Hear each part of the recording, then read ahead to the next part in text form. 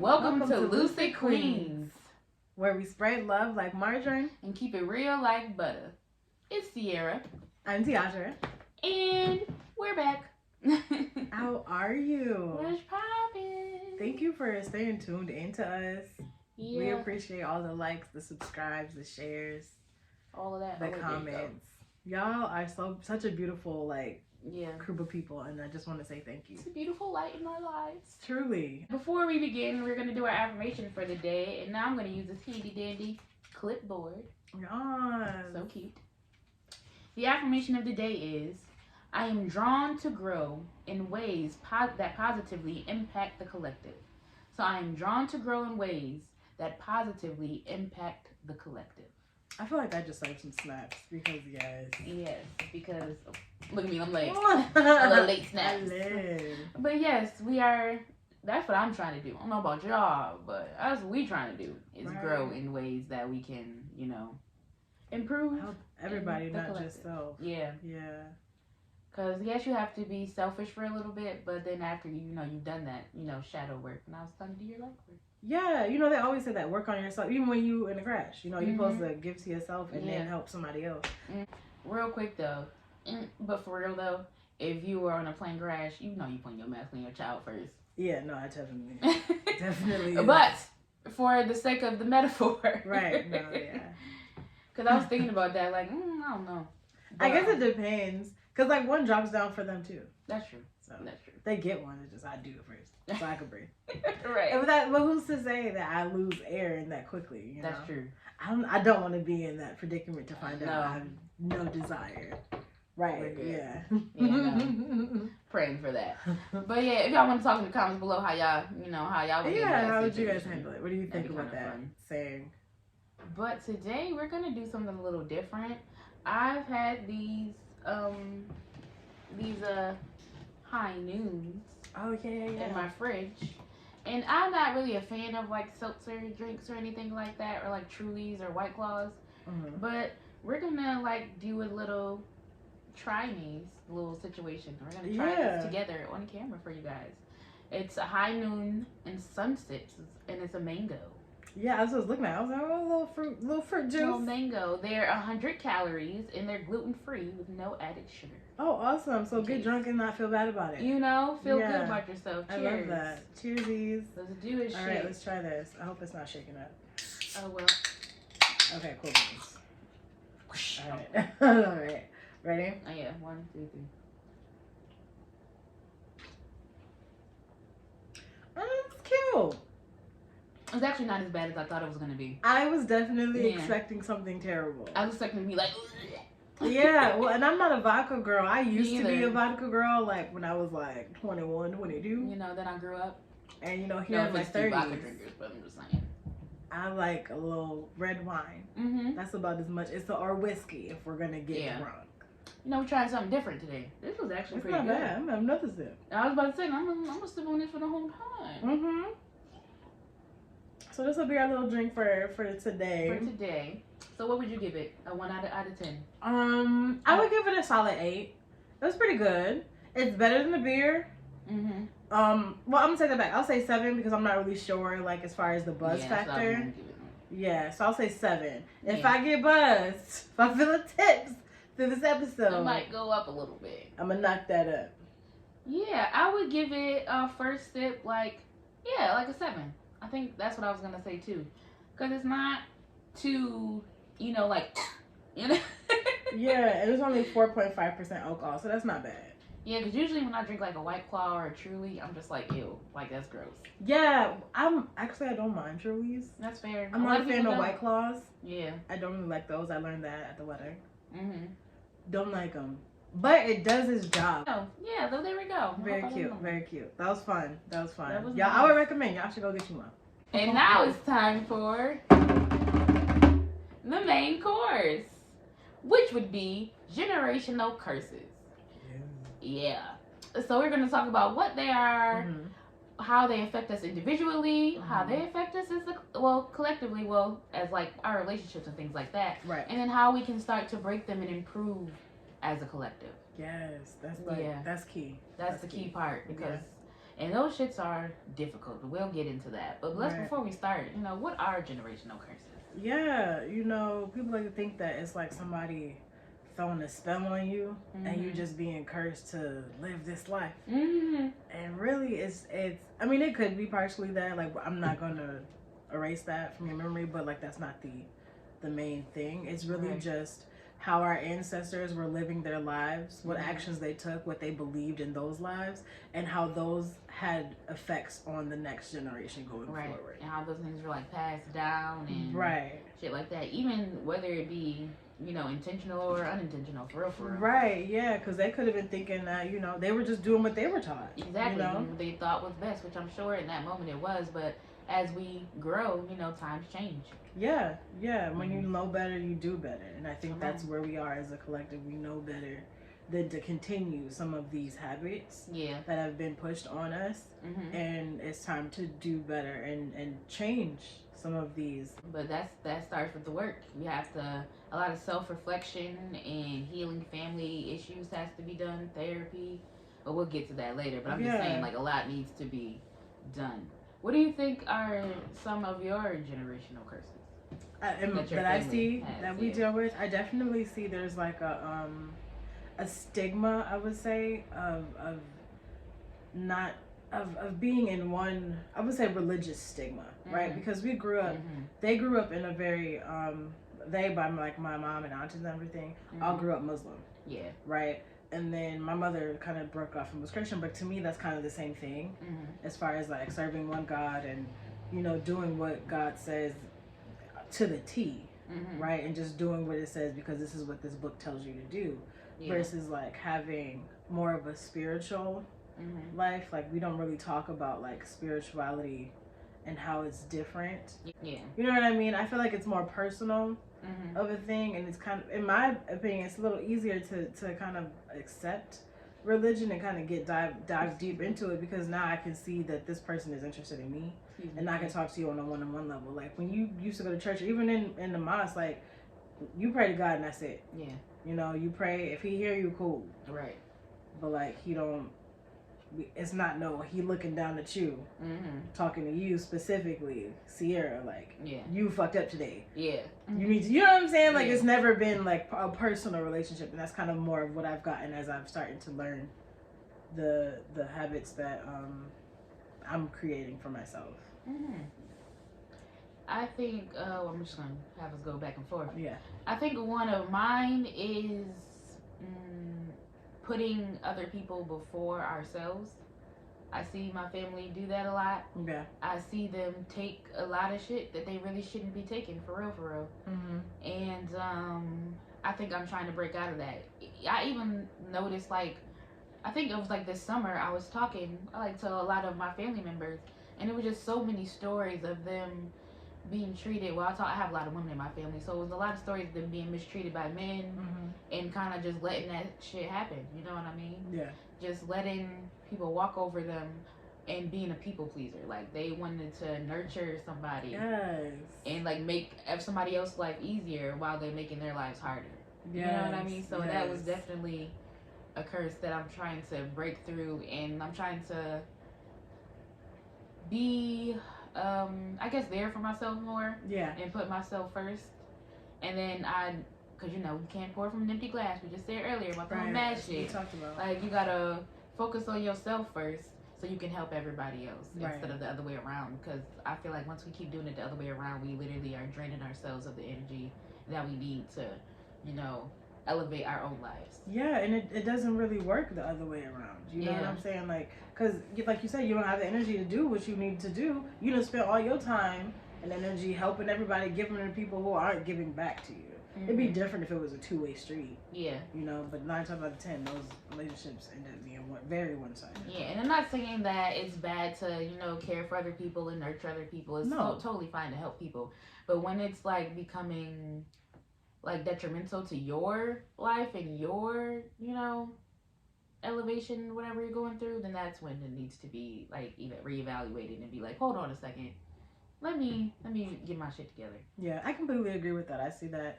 I don't think that just in my family as well. I think that's just like a women thing. Oh yeah, definitely. I think that's societal, that they teach us that we can't have anything outside of what service we are to men and children. Yeah. You know, if we're not taking care of a man and a child, then what are we doing?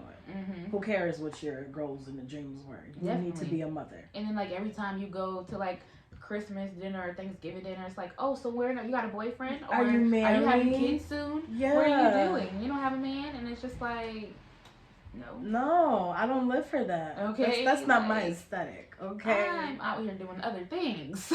And how is that working for you, Susan? Okay, are you happy? Are you married? Oh, are you divorced twice? Oh, yeah. Okay, well, how'd that work out for you? He's cheating on you, and you know about it.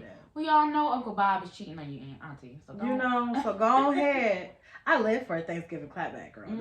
These are things I live for. Do I have to use them? Unfortunately, not. But I'm waiting for. I know I don't have to use them either. I'm waiting for the day. But is that toxic?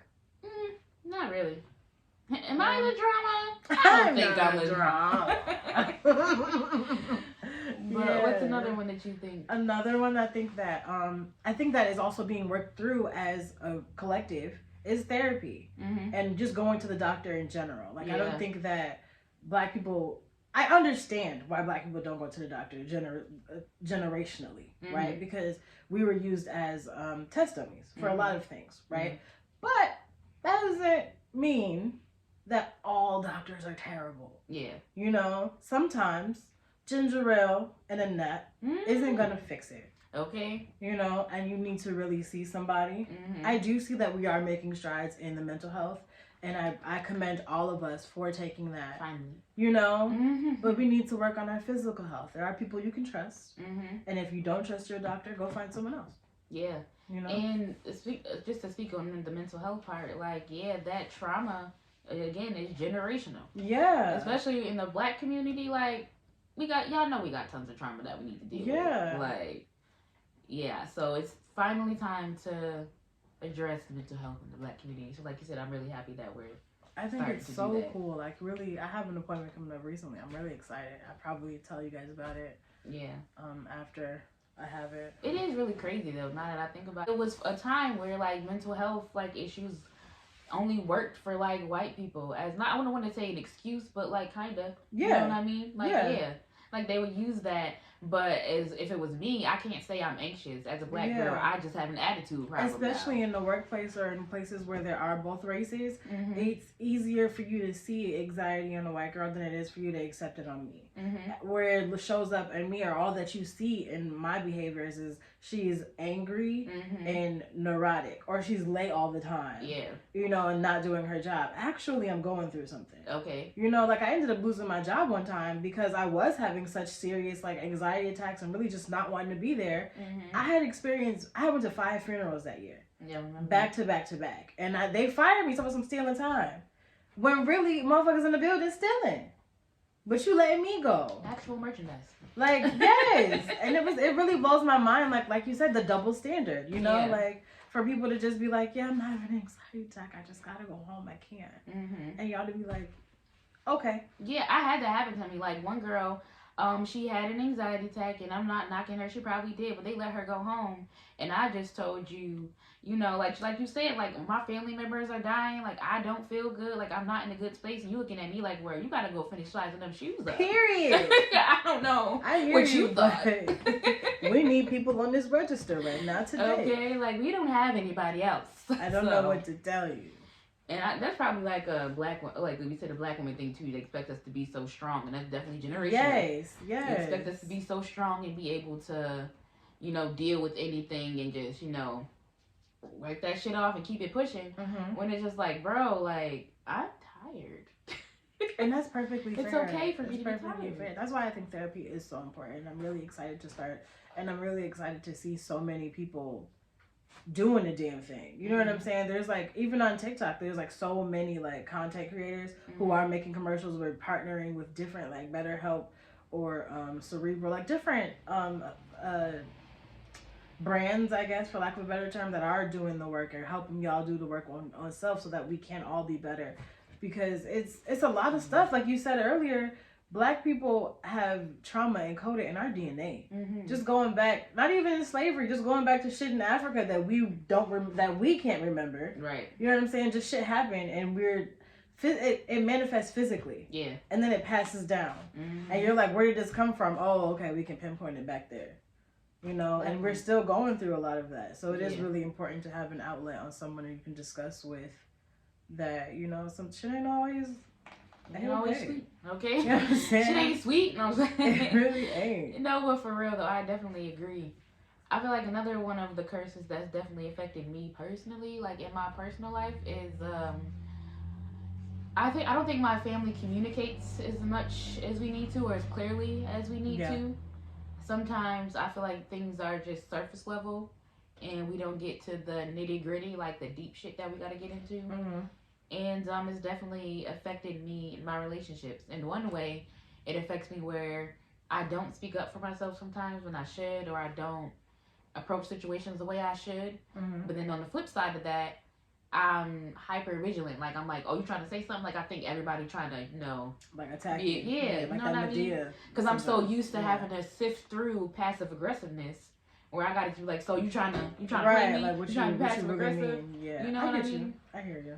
So I think clearer communication and open communication is very, you know, important. And not just I'm your parent, you're not allowed to say shit back to me, I tell you what the fuck I say. Yeah. You know that's one hell of a generation. I don't know if I would call it, well, I guess it is generational curse. Yeah. Because it's definitely something that as a collective we've all experienced. Mm-hmm. You know, I think that is being worked on. I've seen a lot of stuff as far as like the gentle parenting. Yeah, the gentle parenting kick. I think exactly that's something that I'm trying to work on with my son. You know, and I still find myself yelling at him, and he just be looking at me like, I don't know what the fuck she yelling for, but she's just making herself mad at this point. You know, but I do try and do things differently, because I do realize that a lot of times, especially when you're dealing with a child, it's your frustrations on what you have going on, right? And their lack of understanding that you have this going on, and they're just being themselves. Yeah, and they're just being. You know what I'm saying? So 9 times out of 10, you end up overreacting to something, and you have to really like check yourself a lot. You know. I definitely agree.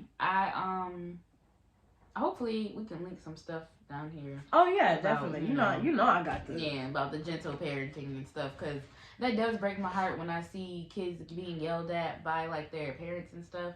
And like, I mean, yelled at, and it's just like, bro, I get the frustrations, and I really do get that. I don't have kids, but I'm sure they piss you off.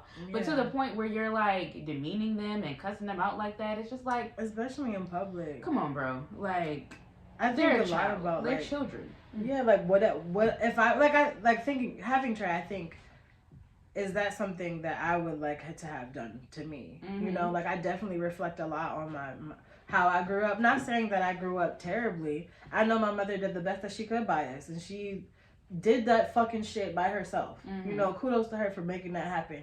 But there were some things that were less than ideal. Yeah. You know, there were things that gave me a lot of trauma, a lot of anxiety. And that's not nobody's fault. That's just what it is. Yeah. You know what I'm saying? And I think a lot about that when I am dealing with him. You know, to see if what can I do differently that was done to me? How can I be more available to him? You know, so I don't have to put him in those same pitfalls. I feel like as a parent, I'm going to fuck him up. There are things I'm going to do that are I just can't control that. Yeah. But if I can do my best to not be so detrimental, I think I'm doing good in life. Yeah. You know? I think you're doing a great job. Thank you. I truly appreciate that. Yeah, and like I said, I don't have kids, so I can't completely understand, but I've been around them, and I know those little fuckers. I'm saying, I know how they get you when I'm saying, all jokes aside. But just be more gentle and more kind to them, and treat them like the little people that they are. And not just treat them like you're insubordinate or you're superior. Like to them, acting like you're superior to them, because down the line, that relationship isn't as close as you want it to be because of the way you treated them when they were kids. Yeah. Now they don't feel like they can be open with you because they're like, well, that's my superior. I can't be open with my mom because I don't want her to do this, or I can't be open with dad because he's gonna do this. Gonna wreck that, and then it's gonna make them be secretive. And it's gonna make them get into shit. You see where it's just trickling. Right. Yeah.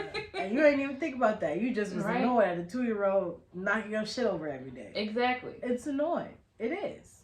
No. Yeah, I'm not saying that's not. Trip his ass. No, I'm kidding. Don't do that. But we're just saying there might be other ways. There's different ways to redirect that behavior. To piggyback off of, you said it a minute ago, but I believe that our parents did the best that they could at the time that they needed to. Yeah. And I'm not attacking our parents at all, or that generation. I just feel like there's some things that could have been done differently. Mm-hmm. And maybe not, well, in this case, our parents had to work. You know what I mean? Especially our generation, like our parents were always at work all the time. And we ended up being those latchkey kids, you know what I mean? Like, your parents gone, you could be home, you pretty much do whatever you want, and not having, like, no type of discipline or feeling neglected. Yeah. You know what I mean? Mm-hmm. Because mom's at work.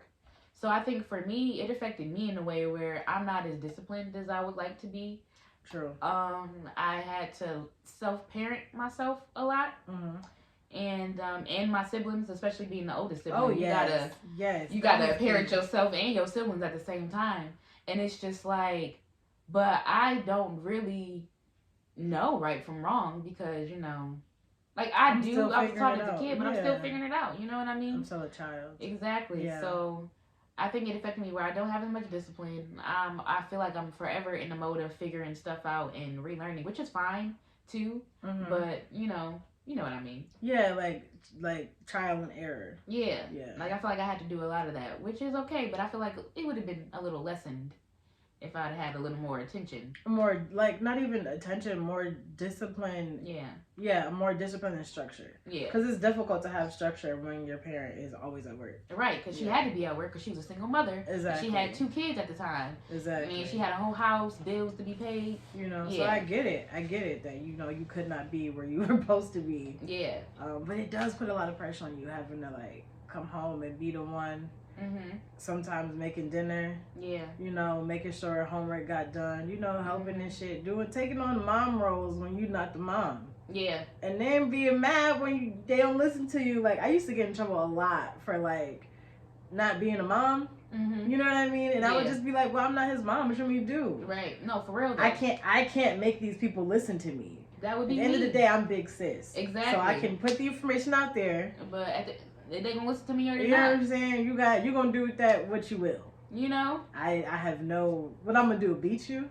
Okay. And then we were getting legit fights. Now I've gotten into a couple fights with my siblings because I'm like, man, I gotta live here. I gotta live here. You don't. Yeah, no. Me and my siblings didn't fight as much, but it definitely was the you need to talk to your sister or you need to talk to your brother situation, and I'm just like, hey, I'm telling you, joke's on you. I'm on their side. No, I can't help. I'm sorry. No, but like, yeah, it was just very difficult not having the discipline and the structure, and that added to mental health problems like ADHD and shit like that. Like I need structure those are things and shit that are like very that. Important. But it's okay. I think I turned out very well. Thank you, Mom. Thank you, Dad, for all things. But I'm just saying it's not to attack y'all if y'all watching. I know y'all did the best that y'all could do. Right. It's not an attack. I'm not in an attack mode. I'm just expressing my traumas and how I'm trying to grow from them and heal them. Right, 100%. One could argue that they made me into the person I am today. Right, yeah. Everything that you went through was definitely like a direct result of who you are right here, right now. So would I go back and change anything? Absolutely not. Absolutely not. Because if I change anything, I might be a completely different person one way or the other. And who knows which way it would go. True. Depending on what change is being made. So, yeah, I mean, everything was for a reason. Mm-hmm. But some experiences I could do without, I will admit that. But like I said, I'm here and I'm doing the best that I can with that information. I know you already touched on it a little bit about how it's been affecting your relationship with your son, but how do you think it's affecting your other relationships? I don't have no other. Well, I know. No, I'm kidding. I think that I think because I am hyper aware of what I've been through and where I want to go, I work harder to, like you said, communicate. I think we have very similar experiences. Mm-hmm. So I'm working on making sure that I'm hard, making sure that I set boundaries, making sure that I'm not doing shit just because we've been doing shit this way. Mm-hmm. So when it and you know, I'm just trying to be intentional with everything that I do. Mm-hmm. And all the people that I deal with. And I kind of hold those people that I'm dealing with to that standard as well. Agreed. You know? And if you're not, then I can't really fuck with you. Yeah. You know? I agree with that. I definitely agree with that. That's one of mine. That's a way that it's affecting my relationships as well. In a good and bad way. Because I'm on this, like you said, like, if you're not on the same page as me right now, then I can't fuck with you. Like, I literally can't. I'm moving forward, and I can no longer keep looking back to see if you're still behind me. Right. You feel me? Like, I can't. Or to make sure that you're doing work. Like, I can't look over your shoulder and be like, hey, did you do this today? Yeah. Are you doing this and this? We discussed this. Where are you with this? Right. I'm not holding your hand through this journey. Nobody's holding my hand through it. I can't. I don't have the energy. I'm holding my own hand. Okay. You know what I'm saying? Like, I got me. I got me this far. Yeah, like, and it's like, half of me is happy because, like I said, one of my curses is, you know, putting other people before myself. So I really feel myself, you know, making me a priority. Yeah. But the other half is I do get into that cutoff game, like, real quick. Like, when I be cutting people off, I be snip, snip. And, you know. That big ass scissors? Okay. Like, they be gone. Yeah. And I just, like, again, like I always say, I had to learn more patience. Everybody is on their journey. Everybody's journey looks different. Mm-hmm. And, you know, I'm just trying to be more compassionate, but at the same time, not letting people bring me down with them again. Right. You know what I mean? Right, yeah. Yeah. Making sure I got a life jacket at all times. Exactly. And an escape route. Like, put my mask on first. You know what I'm saying? Like, I gotta get the choo-choo. I don't really have a big social circle. Mm-hmm. You know, where I am in my life is really just my family, clients, and then you. I have people that I know that I trust for them to be themselves. Mm-hmm. But would I say they're in my inner circle? Not at all. Yeah. You know, so. That's the whole friends, associates, you know. Right. Acquaintances. You know, so it's really difficult. Like, I don't really allow a lot of things to affect me in a way, because I know what I'm working on. I know what I'm putting out into the energy, I know what I'm counteracting that's been given to me, and I'm no longer keeping that on my plate. Yeah. You know, so when it comes to, like, relationships in that aspect, I know what I'll accept and what I won't.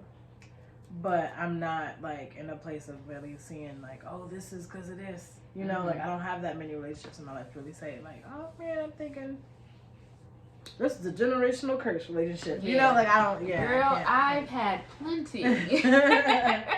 Especially, I think this year, for me, what's been highlighted is, like I said, I have this cycle of being friends with people, and then we're, like, really close, really cool, and then all of a sudden, kaput. Gone. Donezo. And I think it has to do with, number one, my abandonment issues halfway, a little bit. Abandonment, you know, issues. And number two, letting people in too fast is a generational curse, I feel, for my family too. I feel like sometimes you let people in too fast and you don't get to know who they are as a whole. And they trick you a little bit. Yeah. And it's okay, because you're like, you know, to give people the benefit of the doubt, you know, giving them grace and things like that. But sometimes they're there to teach you a lesson and just go on ahead. Yeah. And I think my lesson is to learn to let things go and not hold on to things so much and let it run its course. You know what I mean? Like, learn what you learn from this person. They learn what they learn from you. And it's okay for y'all to go y'all separate ways and grow separately. Yeah. Like, that's completely fine. Completely fine. But, like, it would be these friendships that would be so intense and so, oh my God, we're besties. And then, dude, it's like, nah, y'all not. Right, yeah. That's a strong term. Yeah. You know? Yeah. I think people are cool. I like the energy that it brings to the table, but when I say besties, I don't know if that's like the Cancer Scorpio combination in me. No, I'm not gonna call you my bestie if we ain't been on it for like a year and a half. And even then, like, still not long enough. You know what I'm saying? Like, not for a bestie. I feel like if we besties, that means that whole time we were talking like every day, all day. Exactly. Like, we gotta be like, and who has time as adults? Like, who has time to really be in your life every day, all day? I'm not gonna lie, I ain't one of those people. People are like, oh my God, we're like besties, and I'm like,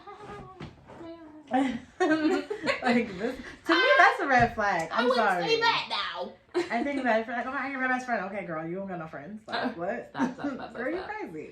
But yeah, I definitely have to learn to let when people show you who they are, believe them. Yeah, that's funny. That's what came to mind earlier. I was gonna say that, but actually, because like that's the whole thing. Like you know, you really have to like trust people to be who they are, and then trust yourself to see that that person is not who they're saying that they are. This is what you see, and believe that. Like this is what you're doing, but then you know. But for real, like you're saying these things, but then your actions aren't matching up with what you're saying. Like they're not on the same level. I back to the whole friend group, like group and circle thing. Mm-hmm. I do have a bigger social circle, so I definitely have been seeing where I be messing up and where I can improve and shit like that, and where my generational curses are like, well, there you go, it's right there. There it is. So these relationships have been helpful. So, you know, to all my friends out there, thank you for being instrumental in my growth. Yeah. Whether we talk anymore or not, you were still instrumental in my growth, and I appreciate you. I live. Yeah, I think my phase of life is working on my familial and close knit circle. You know, that's what God has been showing me lately. Where what needs to be worked on. So I think that like I see a lot of generational curses right here within the family. Yeah. And I'm just trying to make sure everybody see them. Like I'm not the only one that's seeing them, so I'm just like, oh, generational curse. Guys. Also, yeah. Like I would say to address that further. That's another way it affects your relationships because people do not want to fuck with you when you be breaking generational curses because they take it as, oh, you're attacking me, you're nagging at me, you think you know everything, you this and you that, and it's just like, no, I'm just trying to make us all better as a whole. Yeah. Like I'm not trying to nag at you and tell you what you're doing is wrong completely. You know what I mean? Yeah. Like that's not the way I'm coming off. Yeah. I'm just trying to make sure we all see the issue so we can all fix the issue. Right. My whole thing is getting to the root of the problem. Like you talking about surface level stuff, that's not the root because at the end of the day we still gonna have a similar problem. Yeah. The problem is still there. We're not talking about the problem, we're talking around the problem. You know? Because once you start bringing things up like this, people take things personally and they feel attacked. And now it's like, well, me against you. Well, now it's like the blame game instead of us, like you said, fixing the problem. Right, like the actual issue. I read somewhere in a self-help book or maybe on Instagram, it's like a post or something. It was like a lot of relationship issues. They were talking about romantic relationships specifically, but you end up like getting into a fight with said partner and it becomes a me versus you thing. Yeah. Where the issue was always that we have a problem. Instead of looking at it like both of us are still together attacking this problem, now we're choosing different sides of the problem. Right. And so the problem never gets addressed. It's still here festering, causing deeper damage to the relationship. Yeah. Instead of us finding ways to come together and be like, okay, so this is our problem. How do we remove this problem from our relationship and still be able instead to of me versus coexist. You, us versus this problem. Yeah. There's other ways to look at it, especially if you value this person, you know, like I said, if they're family, you know, there's no way to get out of that relationship. There is ways, you know, if it's that toxic, yes, you can totally do the whole cut off, no contact, if that's what you need to do. I advocate for people to do that kind of shit. Because sometimes it is too toxic. Sometimes you cannot communicate with these people. They're dead set on being stuck in their way. And that's perfectly fine. If you got to do what's best for you and your family at that point. Yeah. Because now you are starting your own, you know, line and your own karma. Right. So. It's sad that Great Graham can't come to Christmas. It is really sad. Yeah. But Great Graham decided to be on her shit. Great Graham decided to vote for Trump and be racist. You know, and so we can't have that here. I will not deal with it. We're talking about inclusion and love. Les, what did we say? We want to grow in ways that positively impact the collective. Exactly. That is the whole move. Like, I'm not trying to do the same shit we've been doing because clearly it's not working. It's not working. It hasn't been working. So let's try something different. That's my whole thing with the Black church. That's why I fuck with TD Jakes so heavy. Like, it really, like, that man is a learned doctor. But you know what I mean? He's a studied man. You know what I'm saying? He doesn't just study things that he's interested in. He studies everything. He had a sermon on universe and how it relates to religion, and also like where you can find this information in the Bible. It's just difficult for me to sit and listen to somebody who doesn't think like that. You know what I'm saying? And they're reaching this message of do what I say because it's right. Yeah. Do this because I said so type shit because that's what God said. It's like, that's not what he said. Right. You know, also Catholic religion does it too. It's like, I read the Bible and you come to me.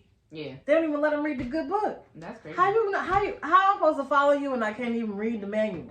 Listen. You don't even put things together. If I'm putting together an IKEA book, I'm not going to just put it together. That's true. I'm going to at least look at the pictures. I mean, I know this is not a religion episode, but it also is just a book written by men. You know what I'm saying? Yeah. That part. Like, y'all putting too much weight on this book. Y'all really are. Y'all do really a lot. Y'all putting your whole lives into something that you ain't even read from beginning to the end. I bet you right now you have not read the whole thing. Because if you did, you wouldn't behave that way. It would show. Listen, that could be another episode. Definitely. It will be. Right, I have things to say on that subject. But I just know that's one of the biggest things that affect our culture. I'll just say black people on such a big grand scale because of, honestly, if you want to go back to the Crusades, and because of colonization, we were taught to fear God in a way to fear a white man. You know what I'm saying? So that is something that really stuck. And they used like God as a way and they just keep going with it. And it's just like, do your research. That's all I'm saying. Instrument to push their agenda on racism and shit. Yeah, like that. They definitely did. Exactly what happened. Exactly what happened to our people. And people are just like, I'm not letting it go. No. Right, and you're just holding on to these ideals that are not working for you personally. And it just kind of makes you look like a little dumb. Yeah. And closed-minded. Agreed. And that's something that I really want to break off of not only my family, but like people that I meet. Everybody, just stop. Yeah. And again, like, even if that is the case, that may have worked for those times in BC, but it is 2021. Right. Yeah.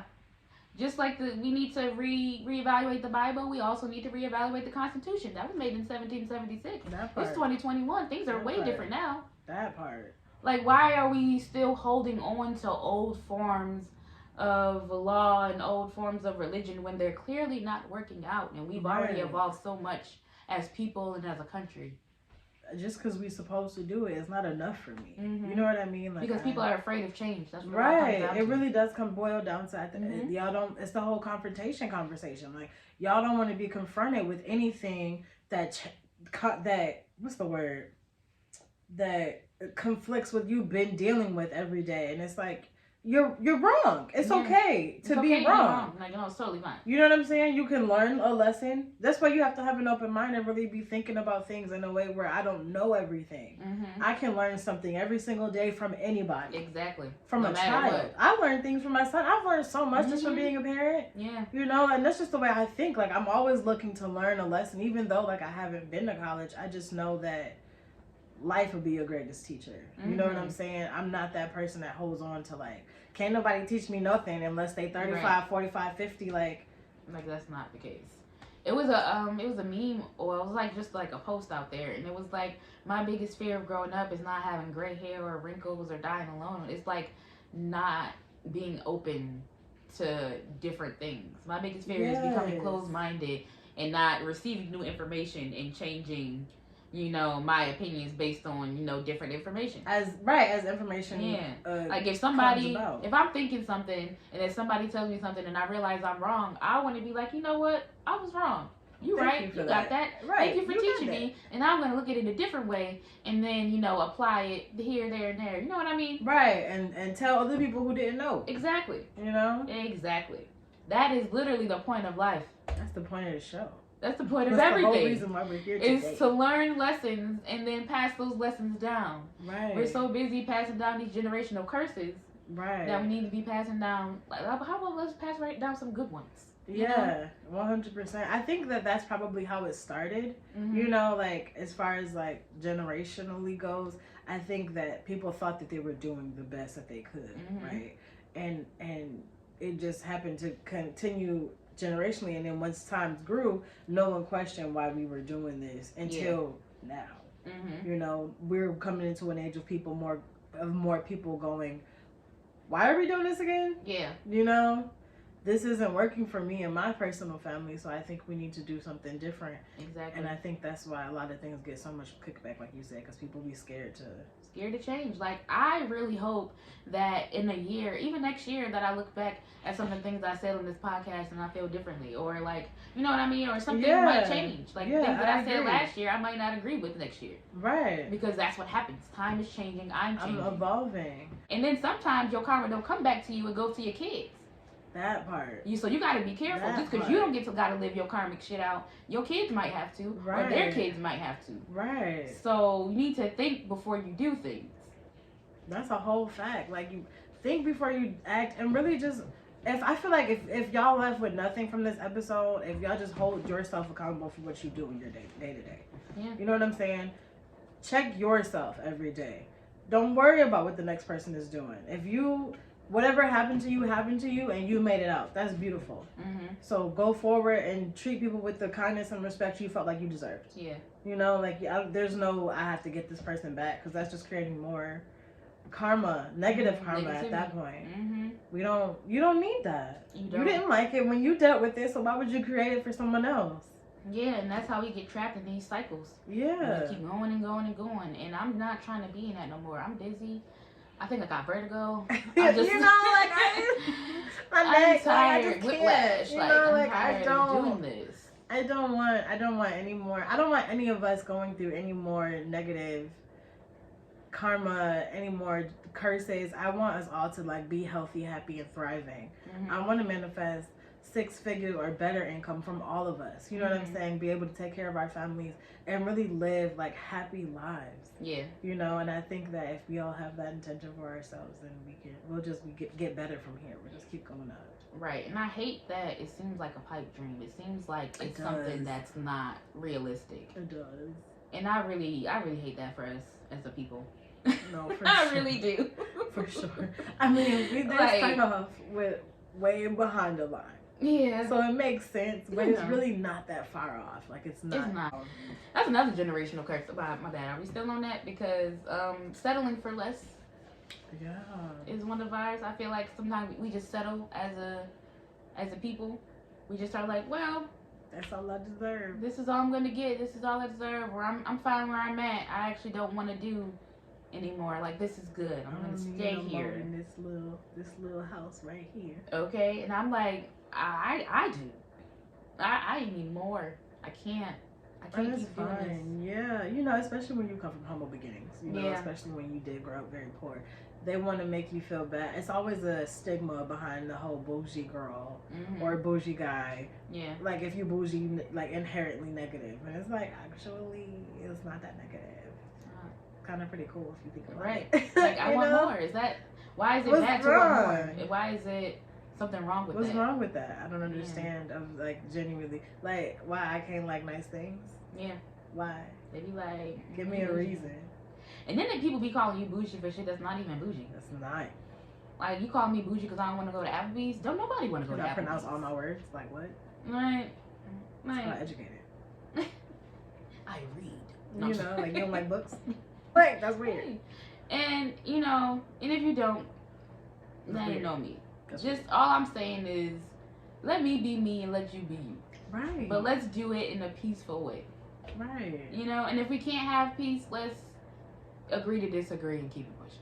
You know, that gave me very much Earth, Wind, and Fire vibes. He said, if it ain't no beauty, you gotta make some beauty. Listen, have mercy. No, dead ass though. No, but facts though. Like, if it ain't no beauty, you gotta make some beauty. I'm gonna go play that song. You need to. That damn should be named the episode. And if it ain't no beauty, make some beauty. Yeah. Before we, you know, close out, because I know like generational curses are like really crazy. What are some positive things that you felt were passed down in your family during the generation? We, as a family, we hunger for knowledge. Yeah. Like, we all like to learn and be better than we were yesterday. I think that's really cool. Like one of the really cool things about my family is that they encourage us to figure it out, find an answer, research, and then get back to me. Go figure it out. You know what I'm saying? Like it's really cool. And also we're very talented artists. Like it's a lot of artists in my family. It is. My grandmother actually was a really dope artist. She got published in, I want to say, her college book. She has some artistry and some poems in there. Really cool. That's dope. Really cool. I draw. You do a lot more than that. I do. I am very artistically inclined. That's beautiful. What about you? Yeah, strength has been passed down. I'm gonna give that. I'm sure her parents and them and her ancestors were strong, but my grandma's strength and her ability to care for people. Yeah. Yeah, I'm gonna say that. Yeah. Yeah. And because I know I said that as a generational curse, but on the flip side, I feel like we do care a lot about a lot of people, and we are always trying to help, other people. Because my grandma, she was the best. She was just the best. Yeah, so she definitely taught me to be caring, but also not let people, have me fucked up. That part. So strength and compassion are some things that I think my family have taught me. That's great. Yeah. Really key things to have. So if you are trying to break generational curses, just be patient with yourself, be patient with others, go to therapy. Yeah, there are tools out there to help you on this journey. And don't be so hard on yourself when you feel like you get wrapped up in another cycle or you're not breaking them as quickly as you wanted to, because it literally took generations for them to be passed down. So you're not going to fix that shit in 1 month or 1 year even. Right. You don't even know how far back that thing goes. Exactly. Because it could go way further back. It's going to take a lot. It's going to take a lot. Just keep trying. I feel like, never give up. Like, don't just quit. Yeah. You are doing important work. It really is going to make the difference. And it's going to be hard. You're going to lose family. You're going to lose friends. But in the end, I really feel like it's going to be better for the generations to come.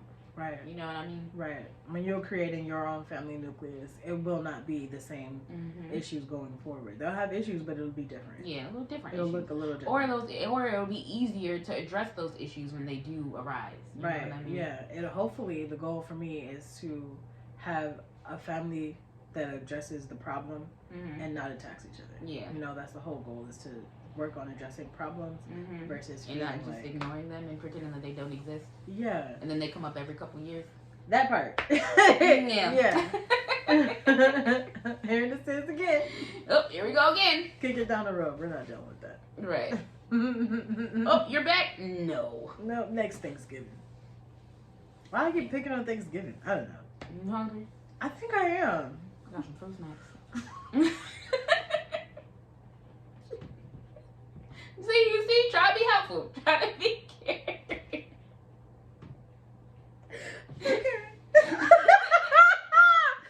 Okay, I'll have some fruit snacks. There you go.